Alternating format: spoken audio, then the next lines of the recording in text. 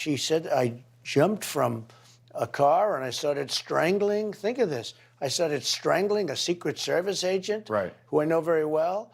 I grabbed the steering wheel of a car that said that I wanted guns at my rally. I didn't want guns. I have to speak to, and I don't want guns for anybody. Did you grab the steering wheel? Is there any truth to that? Of course not. not. Is that ridiculous? In fact, the Secret Service came out and said that this story is totally false. And Trump allies also want Stephen's son to testify. He's the former chief of Capitol Police, and he said that security officials in both the House and the Senate rejected his request to call in the National Guard ahead of the Capitol riot. Now, Son also told the Washington Post that House Sergeant at Arms Paul Irving was concerned with the optics of declaring an emergency. But right now, Bianca, no future hearings have been scheduled yet. We'll see if they even call upon these Secret Service agents to come in and testify. Back to you. If they're looking for the truth, you think they would. Logan Raddick live on Capitol Hill. Appreciate it, Logan. Good to see you. And as you just saw a little bit of that, our own Rob Finnerty sat down with former President Trump, of course, to get his take on the ongoing January 6th committee bombshells. It's absolutely crazy. This committee is, a lot of people say, illegally formed. But when you look at what they're doing and when you look at what they're saying and what they're doing to the country, now, the good news is a lot of people aren't watching. A lot of people aren't listening to it. But they're trying to do real harm.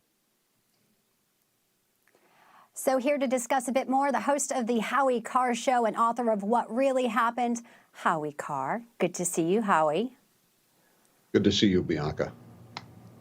All right, so at least we have President Trump, in his own words here, able to sort of refute the wild hearsay we heard yesterday, Howie. What particularly to you stood out with Cassidy's testimony here? Well, some of it, Bianca, was not even just hearsay; it was double hearsay. She heard it. Some of the stuff that she reported, like the lunging at the driver. She heard that from Ornato, who was a former Secret Service but was working as an aide to the president at the time. So he wasn't there either. So according to her own testimony, he was telling her what he had heard. So it would have been, if he had seen it and was telling her, that would be hearsay. But he was reporting what he'd heard from somebody else. So it's double hearsay. I mean, it was totally inadmissible in a court of law. And you know, if you just heard it, sitting at a bar at a coffee shop, you wouldn't necessarily believe it. I heard it from a friend. You know, it's the old song.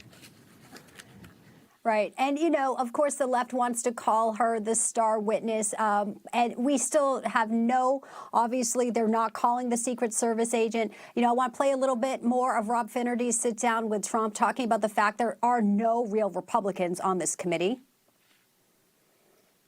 So it's a very sad thing that this is allowed to take place in our country, that somebody can just get there without cross-examination, with no Republicans on the committee, which I think was a mistake. I think we should have had Republicans on the committee. Jim Banks, Jim Jordan. I think they should do something.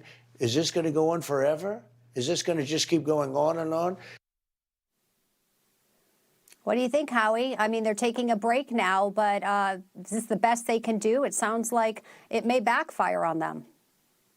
Well, I don't think it's going to go on forever, Bianca, because in all likelihood, the Republicans are going to win the midterms and there will be a Republican majority. And the Speaker, Kevin McCarthy, is obviously not going to allow this to continue. So it's going to end. It's just, and I don't think it's having any effect. It's, you know, the vast majority of American people, as Trump said, are not paying attention to this. This is at the absolute bottom of everybody's list of concerns here, and with all the other problems confronting the nation, and it's just it's a distraction. It's another way of trying to change the subject, wag the dog, whatever you want to call it, and it's just not working. And we're seeing it again. And you know, Liz Cheney she will soon be defeated in her bid to be reelected to Congress. Kinzinger, the other so-called Republican, is already gone. And this is the last gasp of the Trump derangement syndrome phenomenon on Capitol Hill. It is coming to a close. Hopefully she enjoys her moment in the sun there she had at the Reagan Library last night. As you said, Howie, it can't go on forever. We appreciate you joining us. Thanks so much, Howie. Always good to see you. Happy Independence Day, Bianca.